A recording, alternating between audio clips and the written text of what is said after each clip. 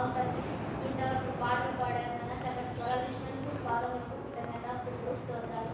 అదేవిధంగా ఈ దాసుడు కొన్ని మాటలు చెప్పాడు, వాటిని కూడా మా మనసులో ఉంచుకుని సహాయం దయచేయండి. మీ అమూల్యమైన తండ్రి వాక్యం ద్వారా దాసుడు నిలబడి మాట్లాడుతుండగా అది తోడుగా ఉండి సహాయం అనుగ్రహించండి. మీరే మాట్లాడి మీరు తీసుకొని అడుగుతున్నాం తండ్రి. విన్న వాక్యాన్ని వ్యక్తం కాకుండా మంచి నీళ్ళు పడిన విత్తనం ఏ విధంగా అయితే ఫలిస్తుందో ఆ విధంగా ఈ వాక్యం మన హృదయంలో ఫలించే వాక్యం మాకు దయచేస్తారని మా ప్రభువు మీ ప్రియ కుమారుడు యేసుక్రీస్తు వారి శ్రేష్టమైన ఘనమైన నామంలో ప్రార్థిస్తూ అడుగుతున్నాం కన్న తండ్రి. ఆమేన్.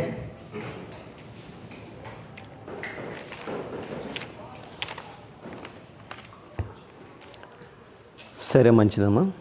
కూడి వచ్చిన మీ అందరికీ మన ప్రభువు రక్షకుడైన అతి పరిశుద్ధ నామములు పేరు ప్రవేశం వందనాలు చెల్లించుకున్న అందరికీ. సరే, మంచిది. నాకు సమయాన్ని ఇచ్చిన దేవేంద్రన్న గురుగడ హృదయపూర్వక వందనాలు చెల్లించుకుంటాను.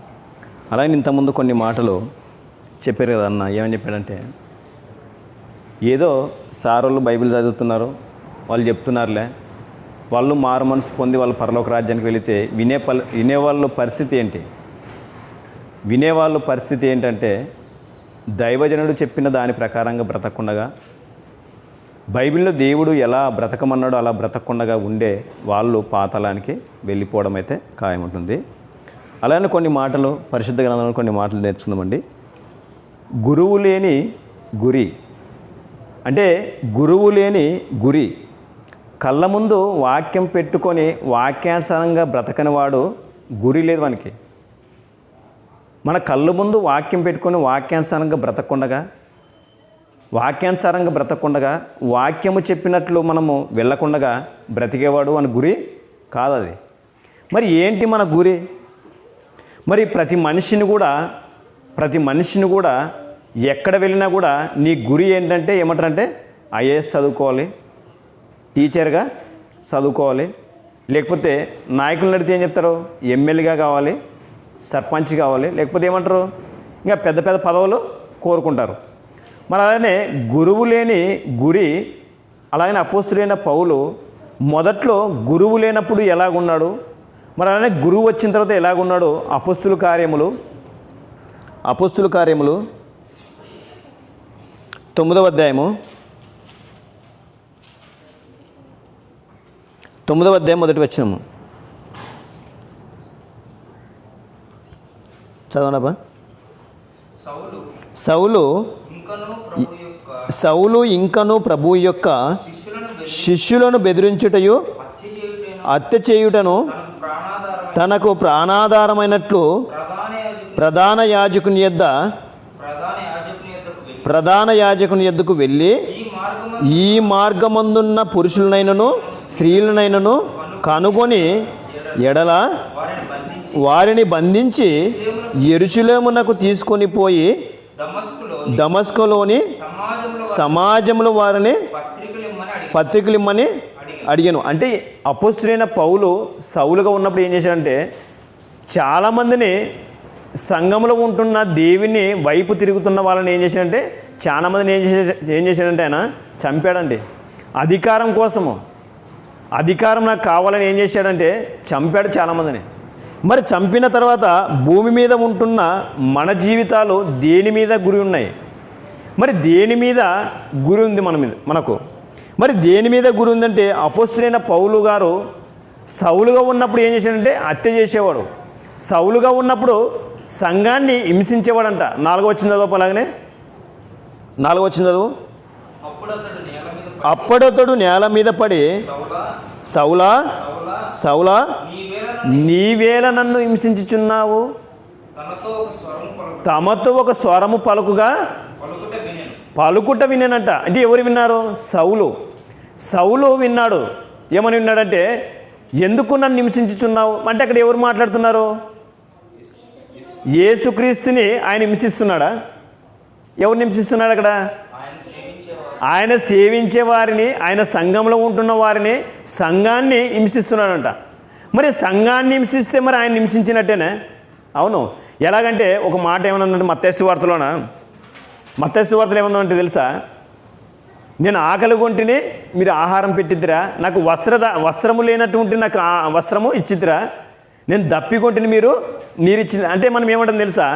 మనము భక్తులైన మనం ఏమంటామంటే బాగా సంఘానికి వస్తుంటాం, విశ్వాసులైన మనం అంటే, దేవా నువ్వు ఎప్పుడు ఆకలి కొంటివే, నువ్వు ఎప్పుడు వస్త్రం లేకుంటివే, నువ్వు ఆకలి కొని ఉంటే బిర్యానీ తెచ్చిచ్చేవాని కదా, నువ్వు నీళ్ళు కావాలంటే కిన్లీ వాటర్ బాటిల్ ఇచ్చిచ్చేవాని కదా, ఇక బట్టలు లేకపోతే ఎక్కడో కాలాంజీలోన బట్టలు తెచ్చిచ్చేవాని కదా, అంటామా లేదా?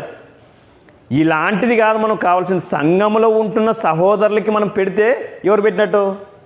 దేవునికి పెట్టినట్టు అంట.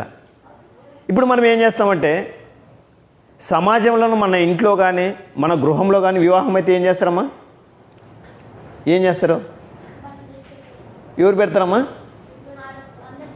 మన బంధువులకి బట్టలు పెడతారు. మన బంధువులకి మనం బట్టలు పెడితే మరి మనం వాళ్ళకి పోయిన తర్వాత పెడతారు, ఎప్పుడన్నా పెడతారు.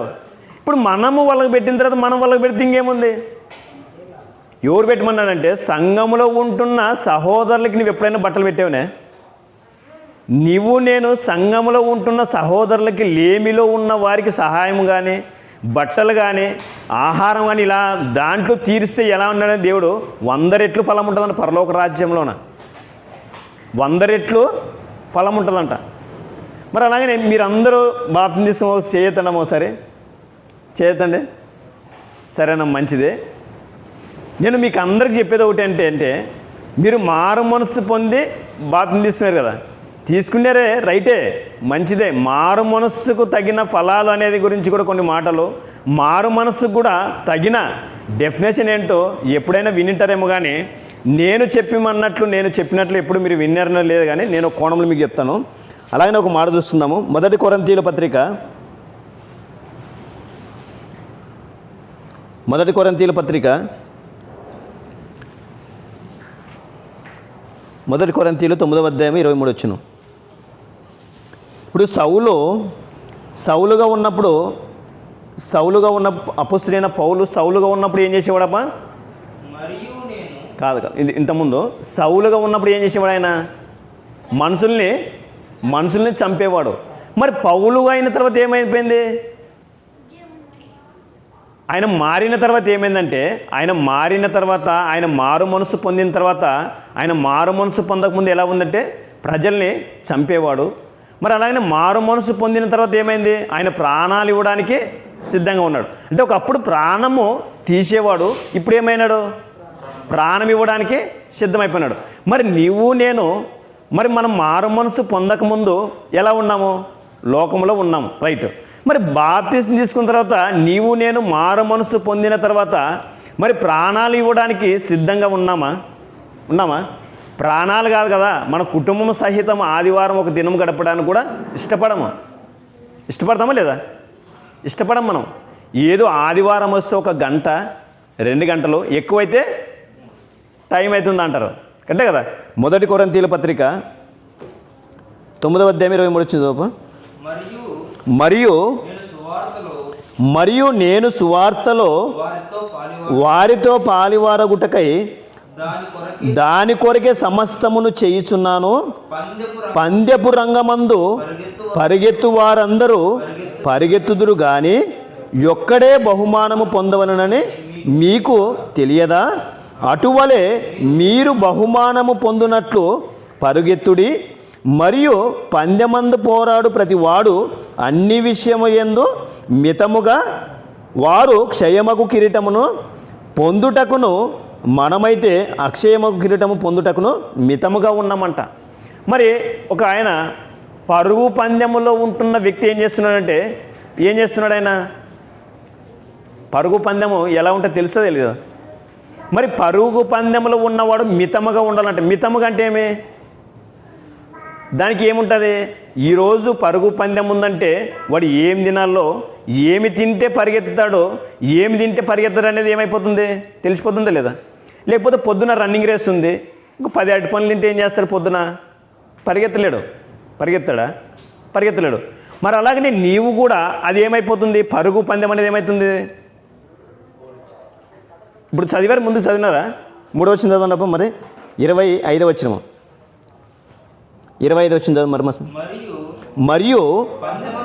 మరియు పందెమందు పోరాడు ప్రతి వాడు అన్ని విషయమందు మితముగా ఉండును, వారు క్షయమగు కిరీటము కొరకంట. అంటే పందెంలో పరిగెత్తేవాడు క్షయమయ్యే దానికోసం పోరాడుతున్నాడంట. మరి క్షయమయ్యే దానికోసం వాడు పోరాడుతుంటే మనం దేనికోసం పోరాడుతున్నాము? అక్షయమైనదంట. మరి అక్షయమైన దానికోసము మితముగా ఎంత ఇంకా జాగ్రత్తగా తీసుకోవాలి అంటే కదా. ఇప్పుడు అది మహా అంటే బహుమతి ఇస్తే కొన్ని రోజులు ఉంటుందా లేదా? మరి దానికోసము ఇంత జాగ్రత్త పడుతున్నప్పుడు మితముగా దాన్ని పాటించేటప్పుడు అక్షయమై దానికోసం ఉంటే మరి దీన్ని శాశ్వతంగా ఉండే దానికోసం ఇంకెంత జాగ్రత్తలు మనం తీసుకోవాలా లేదా? మరి తీసుకున్న నీవు నేను ఎంతవరకు దీని ప్రకారంగా పాటించే వ్యక్తులుగా మనం ఉంటున్నాం? సువార్త పని కోసం ఆయన అపొస్తలుడైన పౌలు తన ప్రాణాలు ఇవ్వడానికే సిద్ధంగా ఉన్నాడు. తన కుటుంబము సహితము వదులుకొని ఉన్నాడంట. మరి మనము ఇప్పుడు అపొస్తలుడైన పౌలు సౌలుగా ఉన్నప్పుడు గురువు రానప్పుడు ఏమంటారంటే చాలామంది గురువు లేని విద్య ఏమంటారంటే గుడ్డె విద్య అంట. అంటే గురువు లేకపోతే గుడ్డె విద్య అవుతుందే. అసలుకి నీవు నేను పుట్టింది 20-30 సంవత్సరాల తర్వాత గురువు అంటే ఎవరు తెలుసుకోలేక సమాజము కొట్టుమిట్టాడిపోతుందన్నమాట. గురువు అంటే ఎవరు? గురువు లేకపోతే గుడ్డె విద్య అంటారు కదా. గురువు ఏంటికి లేడు? గురువు లేనప్పుడు అపొస్తలుడైన పౌలు ఎలాగున్నాడంటే మనుషులను చంపేవాడు. గురువు ఎవరంటే యేసుక్రీస్తు వచ్చిన తర్వాత ఎలాగున్నాడు? మరి నీవు నేను బాప్తిస్మం అనేది తీసుకున్నాం, యేసుక్రీస్తు రక్తములో పాలు పొందుతున్నాం కదా. మరి పొందిన తర్వాత నీవు నేను గురువు వచ్చిన తర్వాత మనం ఎలా ఉన్నాము, ఎలాగుంటున్నాం అనేది మనము నేర్చుకోవాలి భాగంగా. అలాగనే సామెతల గ్రంథం 3వ అధ్యాయము దేవుణ్ణి మాటతోనే మాత్రము ప్రేమిస్తామంటారు కానీ క్రియారూపం అనేది లేదన్నమాట. క్రియ అనేది లేదు. చదవపా సామెతల గ్రంథం 3వ అధ్యాయము 9వ వచనము. 3వ అధ్యాయం 9వ వచనం. నీ రాబడి అంతటిలోనూ ప్రథమ ఫలము నీ ఆస్తిలో భాగమును ఇచ్చి యెహోవాను ఘనపరచుడి. మరి ఇప్పుడు ఈ మాట నీ రాబడి అంతట్లు ప్రథమ ఫలం ఎవరైనా ఇస్తున్నామా? నీ ఆస్తిలో భాగం ఇచ్చి యెహోవాను ఘనపరచుడి. ఇప్పుడు ఉంటున్న సంఘాలలో కానీ సమాజంలో కానీ సంఘానికి దేనికి వస్తారు? సంఘానికి చాలా సంఘాలకి నేను కూడా వెళ్తున్నాను. దేనికి వస్తారంటే మన కుటుంబంలో ఆరోగ్యం సమస్యలు, మన కుటుంబంలో ఆస్తి సమస్యలు, మన కుటుంబంలో అప్పు సమస్యలు, మన కుటుంబంలో డబ్బు సమస్యలు, ఇవన్నీ దీనికోసం వస్తారు కదా. మరి వీళ్ళంతా దేనికోసం వచ్చారు? అప్పుడు చదివినారు మాట, ఇప్పుడు చదవండి మరి ఒకసారి. నీ రాబడి అంతట్లో ప్రథమ ఫలము నీ ఆస్తిలో భాగమిచ్చి యెహోవాను ఘనపరచుడి. ఎంతవరకు మన ఆస్తిని కాకపోయినా కాదు కదా, మన శరీరాన్నైనా కూడా ఒక్కరోజు దేవుని కోసం గడపలేకపోతున్నాం. మరి మొదట ఉన్న క్రైస్తవులు అపొస్తలుడైన పౌలు ఉంటున్న అక్కడ సంఘంలో ఎక్కడ ఉంది, ఇప్పుడు మనం ఎక్కడ ఉన్నామనేది మనము నేర్చుకోవాలి భాగంగా. మరి ఆస్తిని ఇచ్చేవారిగా ఉంటున్నామా? ఏదో ఆదివారం అనేసరికి ఏం చేస్తామంటే వస్తాము, 2 పాటలు పాడతారు, ఏదో చెప్తారులే, వింటాంలే, ఏం చేస్తారు మరి చందా ఏదో చినిగిపోయిన లోటు, ఏదో చివరి లోటు వేసి వెళ్ళిపోతాంలే అని ఇలా అయిపోతుంది సంఘం అనేది. పరిపూర్ణమైన జ్ఞానం అనేది, పరిపూర్ణమైన సత్యం అనేది యేసుక్రీస్తు వచ్చిన తర్వాత నేర్చుకున్నారు అపొస్తలుడైన పౌలు గారు వాళ్ళు. ఇప్పుడు మనము ఏమి నేర్చుకుంటున్నాము? అలాగనే 1 కొరింథీయులు 9:26 చదువు. 1 కొరింథీయులు 9:26 వచనం. కాబట్టి నేను గురి చూడివాని వలె పరిగెత్తువాని వాడను కాను, గాలిని కొట్టినట్లు నేను పోట్లాడుట లేదు. కానీ ఒకవేళ ఇతరులకు ప్రకటించిన తర్వాత నేను భ్రష్టుడినై నా శరీరము నలగొట్టి దానిని లోపరుచుచున్నాను. అంటే ఆయన అపొస్తలుడైన పౌలు తన శరీరాన్ని నలగొట్టి సువార్త పనిలోన చేస్తున్నాడట. ఆయన శరీరాన్ని నలగొట్టి ఆయన శరీరము నలగొట్టడం అంటే ఏంటి? ఆయన యవనస్తుడిగా ఉన్నప్పుడు డబ్బును సంపాదించిన దానిని ఏం చేస్తున్నాడంటే దేవుని కోసము ఇస్తున్నాడంట.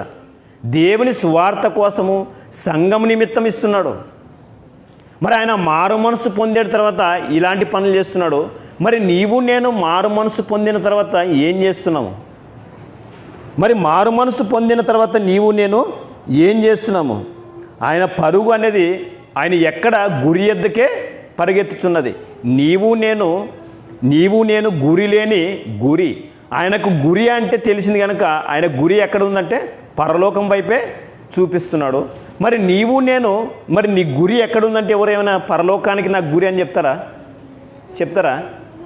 చెప్పం. మనం ఈ లోకంలో ఉంటున్న దానికోసమే ఆశపడి ఇక్కడ లోకంలోనే ఉండిపోయినాము. ఫిలిప్పీయుల పత్రిక 3వ అధ్యాయము 10వ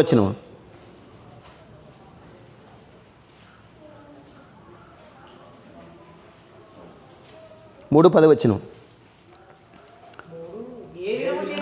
ఏ విధము చేతనైనను మృతులలో నుండి నాకు పునరుద్ధానమును కలగవలనని ఆయన మరణం విషయములో సమానానుభవము గలవాడై ఆయన పునరుద్ధానమును ఎరుగు నిమిత్తము ఆయన శ్రమలలో పాలివాడగుట ఎట్టిదో ఎరుగు నిమిత్తము సమస్తమును నష్టపరుచుకొని వాటిని పెంటతో సమానమని ఎంచుకొని అంటే ఏ విధము చేతనైనను అంటే ఏ విధము చేత నా కుటుంబము చేతనైనను లేకపోతే మా పిల్లల చేతనైనను మా భర్త చేతనైనను మా కుటుంబం చేతనైనా దేని చేతనైనా నా కుటుంబాన్ని నలగొట్టి దేవునిని ఘనపరచాలి, దేవునిని మహిమపరచాలి, దేవుడున్న లోకానికి తీసుకొని ఈ కుటుంబాన్ని అంతా వెళ్ళిపోవాలని ప్రజలకు ఏం చేస్తున్నట్టే సువార్తను ప్రకటిస్తున్నాడంట.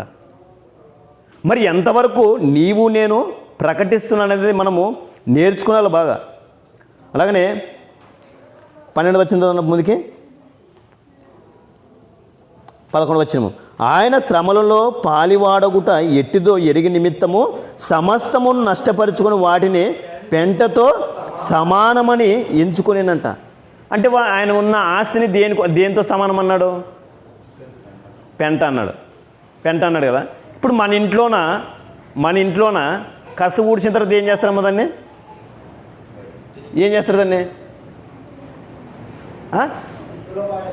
దిబ్బలోనా? మరి దాన్ని తెచ్చి బీరువాలో పెట్టుకుంటే ఎట్లుంటుంది? పెట్టుకోరా? మరి ఇప్పుడు అపోస్తలుడైన పౌలు ఏమన్నాడు? ఇప్పుడు అపోస్తలుడైన పౌలు తన ఆస్తిని కానీ తన బంగారాన్ని కానీ తన వడ్డాన్ని ప్రతి ఒక్కటి కూడా ఏమన్నాడంటే పెంట అన్నాడే. ఇప్పుడు మనము పెంటను ఏం చేస్తున్నాము? బీరువాలో పెట్టుకుంటున్నామంట. మన ఆస్తి పత్రాలు బీరువాలో పెట్టుకుంటాము, బంగారాన్ని బీరువాలో పెట్టుకుంటున్నాము, అది పెంట అన్నాడు. ఇప్పుడు మనం ఏం చేస్తాము? ఆ పెంటని బీరువాలో పెట్టుకుంటే ఏమైపోతుంది? చనిపోయిన తర్వాత ఏది రాదు. మనం ఆ పెంటను సువార్త నిమిత్తం ఖర్చు చేస్తే ఎక్కడ ట్రాన్స్ఫర్ చేసుకోవాలి? పరలోక రాజ్యానికి ట్రాన్స్ఫర్ చేసుకోవాలంటే ఇక్కడ ఉంటున్న ధనాన్ని సువార్త నిమిత్తము ఖర్చు పెట్టాలి. ఒక తల్లి ఒక కొడుకు ఉండేవాళ్ళు. ఉండిన తర్వాత తల్లి ఏం చెప్పిందంటే ఏదో ఒక వ్యాపారం చేసుకుంటుండేవాళ్ళు. ఉంటే కుమారునికి పెళ్లి చేయాలని ఏదో ఒక కోణంలో చేయాలని ఎంతో డబ్బు పోగు చేశారు. ఎంత పోగు చేశారమ్మా? ఎంత చేశారు పోగు అంటే 18 లక్షలంట. ఆ 18 లక్షలు ట్రంకు పెట్టిలో పెట్టారే.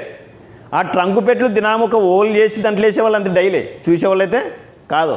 మొత్తం తీసి ఎంచితే 18 లక్షల చిల్లర ఉన్నాయంట. 18 లక్షల చిల్లర ఉంటే ఏమైపోతుంది? మొత్తం లోట్లు చూస్తే బొక్కలు పడేవనంట. ఏ బ్యాంకు పోయినా కూడా తీసుకోరంట. బైబిల్లో ఉంది కదా, నీ ధనాన్ని సమకూర్చుకుంటే చేదలైనను చిమ్మటైనను దొంగలైనను కన్నం వేస్తానని ఉందే లేదా? ఉంది కదా. మరి ఉండిన తర్వాత దేనికోసం నువ్వు ఎక్కడ దాచిపెట్టుకుంటున్నావు? మరి అపోస్తలుడైన పౌలు మారు మనస్సు పొందిన తర్వాత ఆయన ఆస్తిని పెంటతో సమానమన్నాడే. మరి నీవు నేను దేని నిమిత్తము ఖర్చు చేస్తున్నావు? దేని నిమిత్తము ఖర్చు చేస్తూ 13 వచ్చింది చదువు 13 వచ్చింది చదువు. సహోదరులారా నేను ఇదివరకే పట్టుకొని ఉన్నాను తలంచుకొనును అయితే ఒకటి చేయుచున్నాను, వెనకున్నవి మరచి ముందున్న వాటి కొరకై వేగిరపడుచున్నాను. అంటే వెనకున్న దానిని మరిచి ఏం చేస్తున్నామంటే ముందున్న దానికోసము వేగిరపడుతున్నాడంట. మరి ముందున్న దానికోసం వేగిరపడుతున్నప్పుడు మరి మారు మనసుకు అర్థం ఏంటి? మారు మనసుకు అర్థం ఏంటప్పా?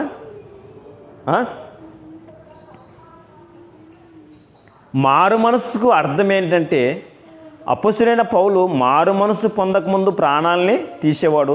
మరి మారు మనసు పొందిన తర్వాత ప్రాణాలు ఇవ్వడానికి సిద్ధంగా ఉన్నాడు. మరి నీవు నేను మారు మనసు పొందిన తర్వాత మన ఆస్తిని కానీ ఏమైనా ఇస్తున్నామా? మన పిల్లల్ని కానీ ఏమైనా దేవునిలో పెంచుతున్నామా? మన కుటుంబాలను ఏమైనా దేవునిలో పెంచుతున్నామా? మనమైనా ఈ దేంట్లోనైనా దేవునిలో ప్రతిదినం 1 గంట అయినా కానీ 2 గంటలైనా కానీ బైబిల్ చదువుతున్నామని ఉందా? ఏమన్నా? ఏమీ లేదు, ఏమీ లేదు. మరి ఏమీ రాని నీకు, ఏమీ చదవలేని నీకు, ఏమి పని చేయని నీకు పరలోక రాజ్యం ఇవ్వడానికి న్యాయమేనిది? న్యాయమేనే? ఒక తల్లి కానీ తండ్రి కానీ కుమారునికి ఎప్పుడు తెలుస్తుంది విలువ? ఎప్పుడు తెలుస్తున్నాం విలువ? తల్లి విలువ ఎప్పుడు తెలుస్తుంది? తల్లి లేకపోతే విలువ తెలుస్తుందంట. తల్లి ఉన్నప్పుడు ఏం చేసేవాడు? ఎచ్చగా పండుకునేవాడు. ఏమంటారు వీడు? పచ్చగా తిని ఎచ్చగా పండుకుంటారంట. పచ్చగా తిని ఎచ్చగా పండుకునేవాడు తల్లి చనిపోయిన తర్వాత పచ్చగా లేదు, ఎచ్చగా లేదు, దినామి చెంతే, దినాము ఏడుపులే, దినాము బాధే, దినాము దిగులే. అలాంటిది నీకు వాక్యము తెలిసిన నీకు వాక్యం విలువ బాగా తెలుసుకోవాలా. ప్రాణాలు ఇవ్వడానికి సిద్ధమైన ఆయన మరి ఎంతవరకు నువ్వు మరి దేవుని కోసం ఇవ్వడానికి సిద్ధంగా ఉన్నావు? మోషే గారు ఎప్పటి నుండి మారు మనసు పొందాడే? ఎప్పుడబ్బా చెప్పాల్సిందేమో. మోషే గారు వచ్చి 80 సంవత్సరాల నుండి మారు మనసు పొందాడే. 80 నుండి 40 సంవత్సరాల వరకు ఖచ్చితంగా ఉన్నాడు ఆయన, ఖచ్చితంగా ఉన్నాడు. మరి నీవు నేను మారు మనసు పొందిన తర్వాత దేవునిలోనే ఖచ్చితంగా ఉన్నామా లేదనేది పరీక్షించుకోండి, పరిశీలించుకోండి, పరీక్ష చేసుకోవాలా. ఆయన కోసము పని చేయకుండా వాక్యం అర్థం కాకపోతే, వాక్యం మనలో లేకపోతే పరలోక రాజ్యం అయితే ఇవ్వడు కదా. ఒక తల్లిది ఒక కుమారుని సంభాషణ ఒక ఏమనుందంటే విజయవాడలో జరిగింది. పేదవాళ్ళైతే ఏమైందంటే పేదరికంలో తల్లి చనిపోతుంది. తల్లి ఏమంటుందంటే, నాయన నీకైతే ఏం లేదురా, బాగా కొన్ని కోట్లు సంపాదించుకొని బిల్డింగ్ కట్టుకొని మా సంగుడు జాగ్రత్త అని చెప్పింది. ఏం చెప్పాడు ఆ కుమారుడు? ఆయన తల్లి చెప్పిన మాటలో నడిచారులో నడిచాడే. తల్లి చనిపోయింది. నడిచిన తర్వాత వీడు బాగా ఆస్తిపరుడైనాడు. ఆస్తిపరుడైన తర్వాత చనిపోయిన తర్వాత ఏమైపోతుంది? పరలోక రాజ్యం వస్తుందే? రాదు. ఈ భూమి మీద ఉన్న రోజులు యేసుక్రీస్తు గురువు కదా, ఆ గురువు బైబిల్లోనే ఏం చెప్పినో ఏమి వ్రాయించినో వాటిని తెలుసుకుని పరలోక రాజ్యము వస్తుంది. ఈ భూమి మీద ఎన్ని కోట్లున్నా ఎన్ని ఆస్తులున్నా కూడా ఏమీ లాభం లేదు. ఇక్కడ భూమి మీద ఉన్న రోజులు మనం ఏం చేయాలంటే దేవుని కోసం మన ఖర్చు పెట్టాలంట. ఎంతవరకు మనము ఖర్చు పెడుతున్నామో యోహాను సువార్త 13వ అధ్యాయము 3వ వచనము. యోహాను సువార్త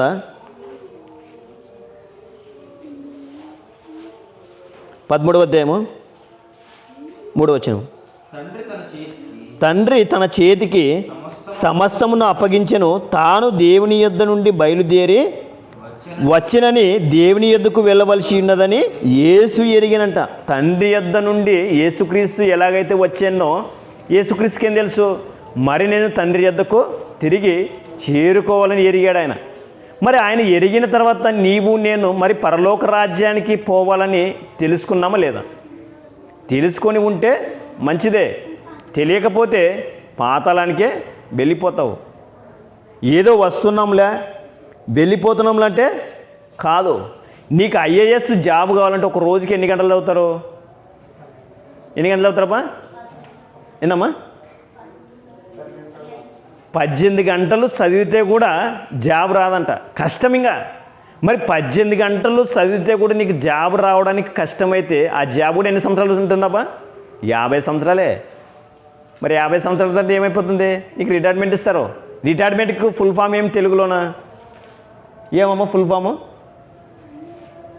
రిటైర్మెంట్కి ఫుల్ ఫామ్ ఏమంటే దేనికి పనికిరాడు. నువ్వు దేనికి పనికి రాని నీవు దేవుని సన్నిధిలో వచ్చి ఏం పాడతారు మరి? చిన్న గొర్రె పిల్లలు నేను అని పాడతారా లేదా? పాడతారు. మరి దేవుడు నేను ఇలాంటి వారిని తీసుకుంటాడా? తీసుకోడు. నువ్వు ఐఏఎస్ జాబ్ కోసం ఇన్ని గంటలు చదివి ఇంత ఖర్చు పెట్టి చేస్తే కూడా దేవుని కోసం ఆయుస్సును, దేవుడిచ్చిన ఆరోగ్యాన్ని, ఆయుస్సును దేవుని కోసం ఖర్చు పెట్టకపోతే పరలోక రాజ్యము ఇవ్వడు. అలాగే ఇంకో వచ్చిన చూసుకొని ముగించుకుందాము. యోహాను సువార్త 16వ అధ్యాయము, యోహాను సువార్త 16వ అధ్యాయం 28వ వచనం. 16:28. నేను తండ్రి యొద్ద నుండి బయలుదేరి లోకమునకు వచ్చి ఉన్నాను, మరియు లోకమును విడిచి తండ్రి యొద్దకు వెళ్ళుచున్నాను వారితో చెప్పాను. అంటే నేను తండ్రి యొద్ద నుండి బయలుదేరి లోకమునకు వచ్చి ఉన్నాను, మరియు లోకమును విడిచి తండ్రి యొద్దకే వెళ్ళుచున్నాను. మరి యేసుక్రీస్తు ఎలాగైతే తండ్రి యొద్ద నుండి మరి తిరిగి వచ్చాను, మరి అక్కడ వెళ్ళిపోతున్నారు లేదా? వెళ్ళిపోతున్నాడా? మరి నీవు నేను కర్నూలు పోయిన తర్వాత మరి ఇక్కడికి వస్తామా లేదా? మరి లేకపోతే ఇక్కడ నుండి కర్నూలు పోయిన తర్వాత వచ్చేటప్పుడు ఎక్కడ కోడుమూరులో బస్సు ఎక్కారు. ఎక్కిన తర్వాత ఆ సీటు నాది నీదని గొడవ పడతారా లేదమ్మా? మరి పడిన తర్వాత ఆ సీటు నీదనుకొని కూర్చున్న తర్వాత ఆ సీట్లో నీకు ఇష్టం వచ్చినట్టు గోడ కట్టుకుంటారా? గోడ కట్టుకొని, రూమ్ కట్టుకొని, బెడ్రూమ్ కట్టుకొని, బాత్రూమ్ కట్టుకొని దాంట్లో ఉంటారా? ఉన్నిరారా? దానికి ఓనర్ ఉంటాడు. ఓనర్ ఏమంటాడు? ఏందై నీది ఇట్లా చేస్తామంటారు లేదా? నువ్వు దిగిపోవాల్సిందే. నీ టైం వస్తే నువ్వు దిగిపోవాలి, నీ స్టాప్ వస్తే నువ్వు దిగిపోవాలా. నువ్వు రూమ్ కట్టుకుంటానేడా, బెడ్రూమ్ కట్టుకుంటాను, బాత్రూమ్ కట్టుకుంటావు అంటే అక్కడ చెల్లవు. అక్కడ దేవుడు కూడా ఇక్కడ మనల్ని తండ్రి యొద్ద నుండి తిరిగి ఇక్కడ వచ్చాం కనుక మరి తండ్రి యొద్దకి తిరిగి వెళ్ళిపోవాలని మనల్ని దేవుడు ఎలాగైతే కోరుకుంటున్నాడో ఇక్కడ మనము శాశ్వతంగా ఏది కూడా కట్టుకోకూడదు. కట్టుకుంటామా? మనం కట్టుకుంటాం. మనం ఎలా అంటే శరీర సంబంధులు కదా. శరీర సంబంధులు శరీరానుసారంగానే ఆలోచిస్తారంట, ఆత్మ సంబంధులు ఆత్మానుసారంగానే ఆలోచిస్తారు. అలాగనే యోహాను సువార్త 16:28 చదివితే 16:28 చదవండి ఒకసారి. నేను తండ్రి యొద్ద నుండి బయలుదేరి లోకమునకు వచ్చి ఉన్నాను, మరియు లోకమును విడిచి తండ్రి యొద్దకే వెళ్ళుచున్నాను. ఎలాగైతే ఆయన మరి తండ్రి యొద్ద నుండి తిరిగి వచ్చాను మరియు లోకమును విడిచి తండ్రి యొద్దకే వెళ్ళుచున్నాడు, మనం కూడా అదే ప్రకారంగా మనం కూడా ఏం చేయాలి? వెళ్ళిపోవాలంట. మరి నీవు నేను వెళ్ళిపోవాలంటే, నీవు నేను తండ్రి యొద్దకు మరి వెళ్ళిపోవాలంటే ఏమంటే ఇక్కడ ఉన్న శరీరంతో ఉన్న దినాలు మరి అక్కడ తండ్రి యొద్దకు నేను వెళ్ళిపోవాలంటే ఏం చేయాలి? మనము ఏం చేయాలి? ఇక్కడ ఉన్న రోజులు గురువు ఎవరో తెలుసుకోవాలి. గురువు అంటే ఎవరు? యేసుక్రీస్తు బైబిల్లో వ్రాయించిన దాని ప్రకారంగా మనం బ్రతికి ఆయన చెప్పిన ప్రతి మాటను కూడా ఆలకించి ఆయన ఎలా బ్రతకాలో కూడా అలా బ్రతికి ఉన్నవాడే ఆయన ఉన్న లోకానికి చేరుకుంటాడు, లేదంటే నిత్య నరకానికి చేరుకునే వారిగా ఉంటారు. ఎబ్రిల్ పత్రిక 10వ అధ్యాయము 34 వచనము. 10:34.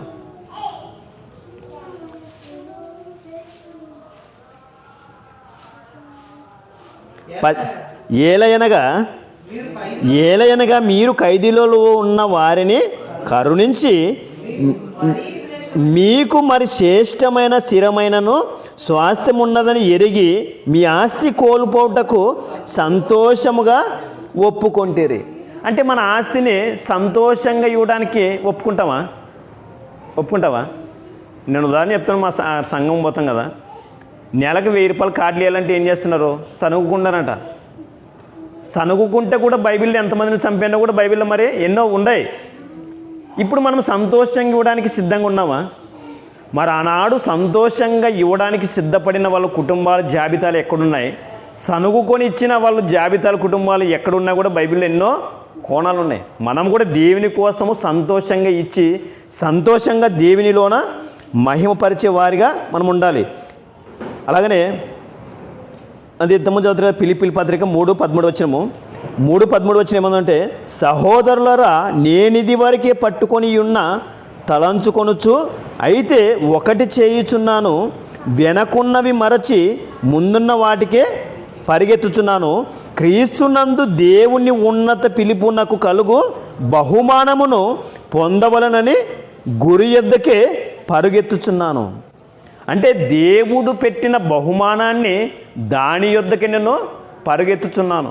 మరి ఆ బహుమానాన్ని తీసుకోవాలని ఎంతవరకు నీవు నేను పరిగెత్తుచున్నాము?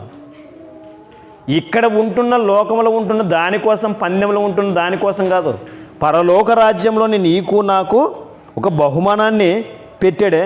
మరి పెట్టిన తర్వాత నీవు నేను ఎంతవరకు ఆ బహుమానాన్ని తీసుకునే వ్యక్తులుగా ఉంటున్నాము? ఒక మాట ఇంకేమనుందంటే, అదే రెఫరెన్స్ గుర్తులేదు నాకు కూడా, ఏమనుందంటే అపొస్తలుడైన పౌలు దేని నిమిత్తమైతే ఆయన పట్టబడి ఉన్నాడో, దేని నిమిత్తము పట్టబడి ఉన్నాడో దాని నిమిత్తమే నేను చేస్తానన్నాడు. ఇప్పుడు మనం ఇక్కడ దేని నిమిత్తం వచ్చామమ్మా? మనం అందరికీ దేని నిమిత్తం వచ్చామే? పరలోకము మంచిదే, పరలోకం విషయం వచ్చేమో, అలాగని దేవుని వాక్యాన్ని వినాలని వచ్చేమో, అలాగని దేవుని స్తుతించడం మంచిదని వచ్చేమో, అలాగని దేవుని గణపరచాలని వచ్చేమే. మరి వచ్చిన నీవు నేను అలాగనే బయటికి వెళ్ళిన తర్వాత నేను ఇదివరకే పట్టబడిన దేని నిమిత్తమైతే నేను పట్టబడినాను యేసుక్రీస్తుకి, నేను కూడా దాని పని నిమిత్తమే ఉంటానని అపొస్తలుడైన పౌలు ఎలాగైతే అన్నాడో, నీవు నేను కూడా దేని నిమిత్తమైతే నేను సంఘానికి వచ్చానో, వచ్చిన నీవు నేను వాక్యాన్ని విన్న ప్రకారంగా బ్రతికి బయట ఉంటున్న సహోదరులు కానీ, కుటుంబాలు కానీ, ఎదురుట ఉన్న స్త్రీలకు కానీ వాక్యాన్ని ఎంతమందికి చెప్పి దేవుని వైపు మళ్లించే వ్యక్తులుగా ఉంటున్నాం? ఎంతమంది మళ్లించే వ్యక్తులుగా ఉంటున్నారు? ఒక పెద్దలు ఏమంటారంటే, కొంతమంది పెద్దలు ఏమన్నారంటే, సత్యం అనేది ఎక్కడ ఉంటుందంట, ఎక్కడి వరకు ఉంటుందంట? సత్యం అనేది కడపొద్దు వరకే ఉంటుందంట. సత్యం అనేది కడపొద్దు వరకు ఉంటుంది, అబద్ధం అనేది ఊరలో తిరిగి వస్తుందంట. అది కరెక్ట్ కదమ్మా? ఈ సత్యం అనేది చెప్తుంటే నేను ఇక్కడ వరకే ఆగిపోతుంది. బయటికంతా వెళ్ళిపోతే ఏమైపోతుంది? పరలోక రాజ్యము తాళపు చెవులు ఈ పరిశుద్ధ గ్రంథంలో ఉంటున్న లేఖనాలే. ఈ పరిశుద్ధ గ్రంథంలో ఉంటున్న లేఖనాలు బయటికి వెళ్ళి చెప్తే వాళ్ళకు పరలోక రాజ్యం గురించి చెప్తారు కదా. వీళ్ళు పరలోక రాజ్యానికి వెళ్ళకుండా చేయాలని అపవాది చేస్తున్నాడు అన్నమాట. మరి చేస్తుంటే నువ్వు ఎంతవరకు ఖచ్చితంగా దేవుడు బ్రతకమన్నట్లు బ్రతుకుతున్నావు? ఒక 2 నెలల క్రితం వచ్చినాము, నేను ఇక్కడ వాక్యం చెప్పాను. ఏం చెప్పాను వాక్యము?